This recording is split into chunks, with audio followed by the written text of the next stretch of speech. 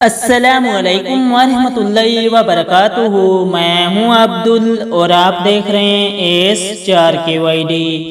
آپ سب خیریت سے ہوں گے ماشاء اللہ تعالی۔ ناظرین، آج کی ویڈیو میں بات کرنے والے ہیں جائز مراد پوری کرنی ہو تو یہ دعا پڑھیں، یعنی تمام قسم کی جائز مراد پوری کرنے کے لیے اس آیت کو پڑھیں۔ ہندی میں سیکھیں گے ماشاءاللہ۔ آئیے ناظرین تو شروع کرتے ہیں آج کی ویڈیو۔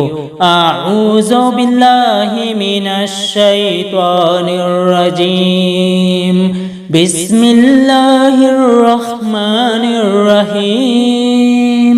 جائز مراد پوری کرنی ہو تو یہ دعا پڑھیں۔ بسم اللہ الرحمن الرحیم، امن یجیب المضطر اذا دعاہ ویکشف السوء۔ سورہ نمل کی آیت نمبر 62 ہے۔